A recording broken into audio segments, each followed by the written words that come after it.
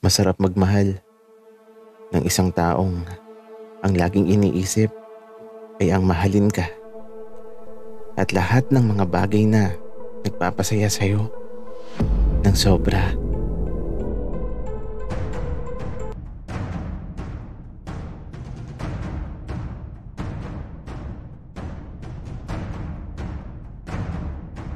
Kaibigan, huwag mong kalimutan mag-subscribe sa aming channel at huwag din kalimutan i-click ang notification bell at subscribe button. Subscribe na!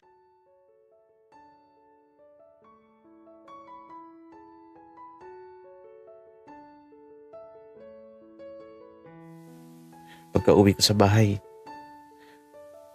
natulog na ako kaagad. At sa paglipas ng buong gabi, tila ba kay bigat ng nararamdaman ko. Yung tipong hanggang sa pagising ko nasasaktan pa din ako sa mga bagay na nagpapaalala sa nakaraan ko.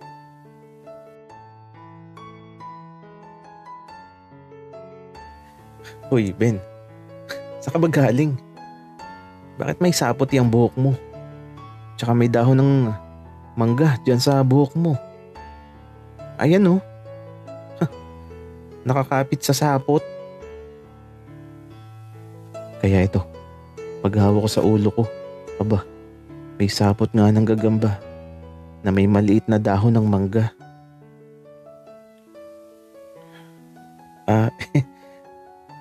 Wala lang to. Naganap lang ako ng gagamba kagabi, Jay. Para sana sa'yo. Ben, umayos ka.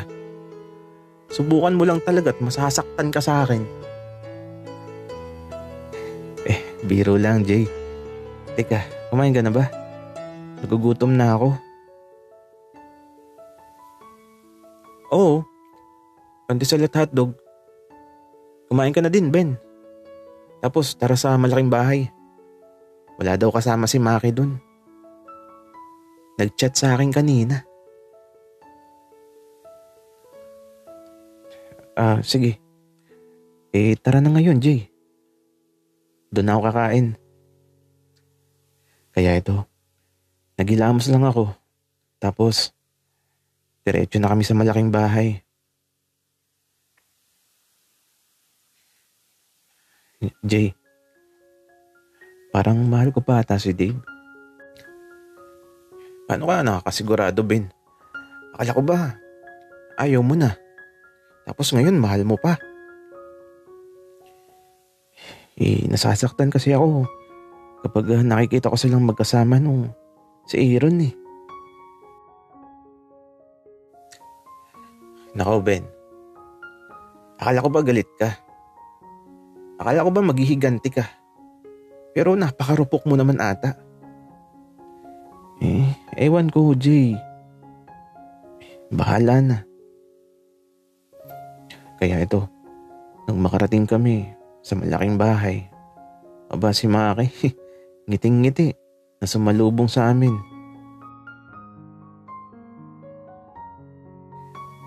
Bakit parang ang saya mo, Maki? Anong meron? Syempre, masaya talaga ako kasi dumating na kayo. Wala kasi akong kasama dito. Okay. May pagkain ka ba dyan, Maki? Nagugutom kasi ako. Oo, Ben. Nasa lamesa. Kumain ka na dun. Ikaw ba, Jay? Kakain ka din? Hindi na, Maki. Busog pa ako. Itong si Ben gutom kasi di pa nag-uumagahan yan. Okay. Samahan mo muna ako, Jay. Diyan lang sa labas. Bibili lang ako. Ben. Diyan ka muna Lalabas lang kami ni Jay. Sige, Maki. Mag-ingat kayo. Wika ako naman. At eto, lumabas na ng malaking bahay sila Jay at Maki. Sa paglipas ng mga sandali, kumakain lang ako. At aba, parang ang tagal bumalik ni Jay at Maki. Nasaan na kaya yun? Natapos na akong kumain di pa din nabalik. Kaya naman eto, nakatambay lang ako dito sa sala. Nanonood ng movie. Nang bigla na lang may pumasok sa loob ng bahay. Nagulat talaga ako. Kasi diretso pasok na lang siya dito. Pero okay lang naman. Bahay naman niya to eh. Tapos ayun, diretso siya sa kusina na parang di ako nakita. Bigla akong kinabahan na di ko maipaliwanag yung nararamdaman ko. Nasa kusina siya. Di ko alam kung anong ginagawa niya. Basta, nasa kusina siya.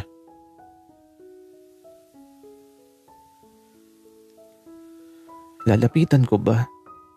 Pero bahala na. Kaya ito, naglakas loob ako na nagtungo sa kusina.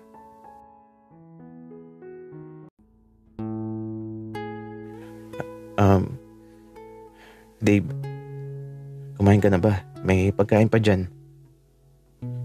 Nasaan si Maki?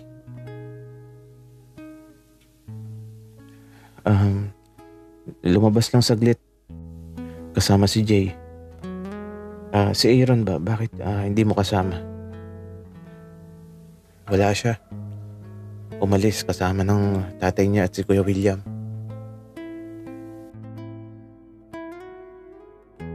At eto, nagtimpla lang siya ng juice tapos dumiretso na siya sa dati naming silid dito sa malaking bahay.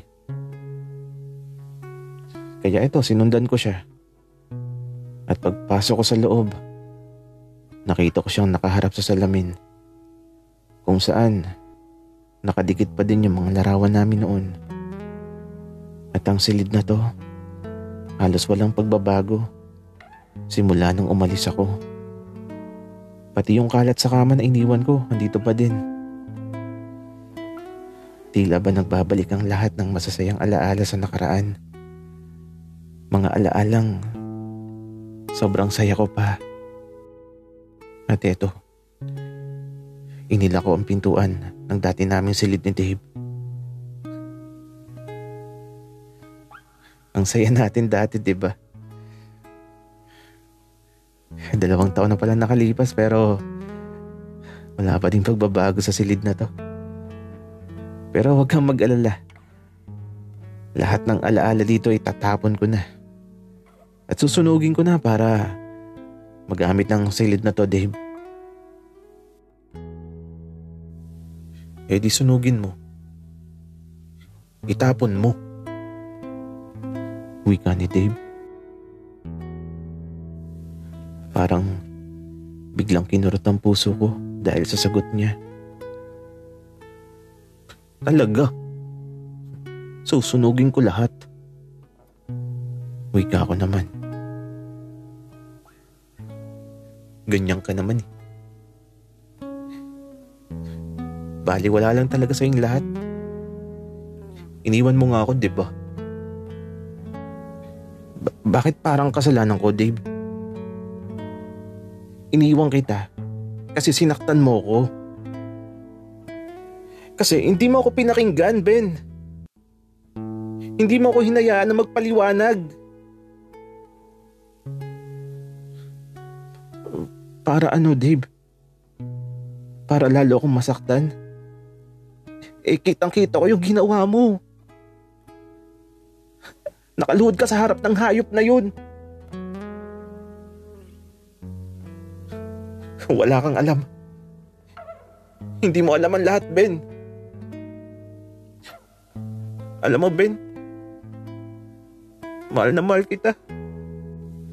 Bakit mo naisip na kaya kong gawin sa'yo ang bagay na iniisip mo? Iniwan mo lang ako ng gabing yun. Hinanap kita. Subalit di kita matagpuan. Alam mo, halos nawalan na ako ng pag-asa sa buhay ko. Pakiramdam ko, ang sama-sama akong tao, Ben. Hanggang sa puntong pagod na akong maghanap sa'yo.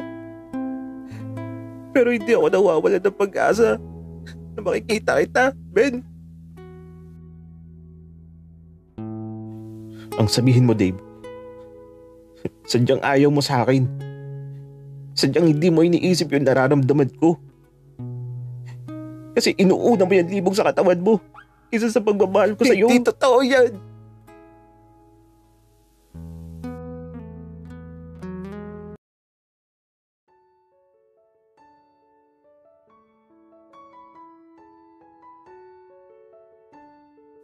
Gagi ka, Maki. Nakarating tayo sa bayan dahil sa hotdog na pumuputok. Baka naiinip na yung si Ben. Tara na. Umuwi. Jay, huwag ka magalala. Baka nga masaya na si Ben at Dave ngayon eh. Sinabihan ko kasi si Dave na pumunta na sa bahay nung paalis na tayo. Gagi ka, Maki. Pero mukhang masaya yung naisip mo. Siguro nagkabali ka na yung dalawa na yun pagbalik natin. Tama ka, Jay. Baka nga nagbebembangan na yung dalawang yun eh. Ay nako, Maki. Siraulo ka talaga. Tara na nga umuwi. Para happy ending na.